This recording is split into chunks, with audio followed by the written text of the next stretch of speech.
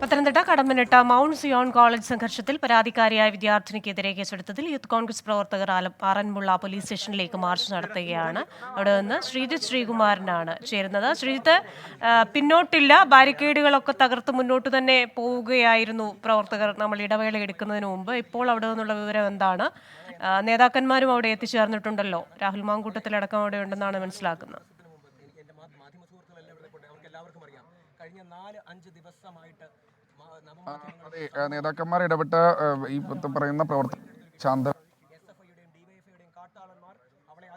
കൃത്യം ഒരു 50-ലധികം പ്രവർത്തകർ ഇപ്പോഴും ഇവിടെ തുടരുന്നുണ്ട്. യൂത്ത് കോൺഗ്രസിന്റെ പ്രവർത്തകരാണ് 50-ലധികം പ്രവർത്തകർ. തുടക്കത്തിൽ 100-ഓളം പ്രവർത്തകർ ഉണ്ടായിരുന്നു. അതിൽ കുറച്ച് സീനിയർ നേതാക്കൾ അപ്പുറത്തേക്ക് മാറി പ്രവർത്തകരെ ശാന്തരാക്കാൻ വേണ്ടി ഒരു ശ്രമം നടത്തുന്നു. സ്വാഭാവികമായി ഇത്തരത്തിൽ രാഹുൽ മാങ്കൂട്ടത്തിന്റെ നേതൃത്വത്തിൽ വലിയ പ്രതിഷേധം, രാഹുൽ മാങ്കൂട്ടത്തിൽ ആ പ്രതിഷേധം ഉദ്ഘാടനം ചെയ്യാനാണ് വന്നത്.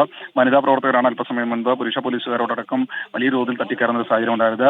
4 വനിതാ പോലീസുകാർ മാത്രമാണ് ഈ ഒരു സമയം ഇവിടെ ഉണ്ടായിരുന്നത്. സ്വാഭാവികമായി യൂത്ത് കോൺഗ്രസിന്റെ നേതാക്കൾ വലിയ തോതിലുള്ള പ്രതിഷേധം ഈ ഒരു ഘട്ടത്തിൽ ഉയർത്തുമെന്ന കാര്യത്തിൽ യാതൊരു തർക്കവുമില്ല. എന്തായാലും യൂത്ത് കോൺഗ്രസിന്റെ നേതാക്കൾ ഇപ്പോൾ പറയുന്നത് ഈ മൗണ്ട് സിയോൺ ലോ കോളേജിൽ SFIക്ക് വേണ്ടി അനധികൃതമായി ഇടപെടൽ നടത്തുന്നത് പോലീസാണ്. പോലീസിന്റെ ഈ നടപടി CPIഎമ്മിന്റെ ദുഷ്ടലാക്കോടുകൂടിയുള്ള ഇടപെടലിന്റെ ഭാഗമായാണ് എന്നാണ് കൃത്യമായ രീതിയിൽ അവരൊരു ആക്ഷേപം ഉന്നയിക്കുന്നത്.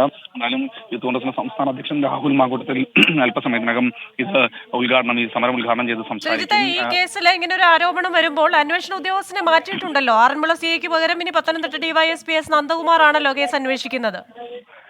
തീർച്ചയായും ആറന്മുള CIക്ക് പകരം ഇപ്പോൾ പത്തനംതിട്ട DYSPക്ക് അന്വേഷണ ചുമതല പത്തനംതിട്ട SP അജിത്ത് കൈമാറിയിട്ടുണ്ട്. പക്ഷേ അതുകൊണ്ടൊന്നും കാര്യമില്ല. 3 കേസുകൾ അത് ജാമ്യമില്ലാ വകുപ്പ് പ്രകാരം തന്നെ ഈ നിള എന്ന പരാതിക്കാരിക്കെതിരെ എടുത്തിട്ടുണ്ട്. അത് പിൻവലിക്കണം. അത് തെറ്റായ നടപടിക്രമമാണ്. അതായത് ഇരയ്ക്കും വേട്ടക്കാരനും ഒരേ തരത്തിലുള്ള നീതി എന്ന തരത്തിലേക്ക് പോലീസ് മാറുന്ന ഒരു സാഹചര്യമാണുള്ളത്.